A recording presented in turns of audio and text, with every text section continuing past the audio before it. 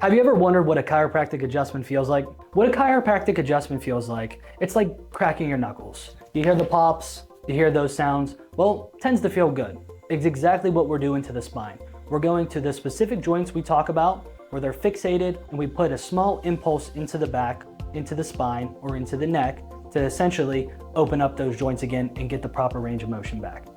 How do you feel after a chiropractic adjustment? Patients report feeling more clear in the head, better relief from the symptoms, and overall, just moving better. Getting the mobility back into the body is the biggest thing, and that's what a chiropractic adjustment does.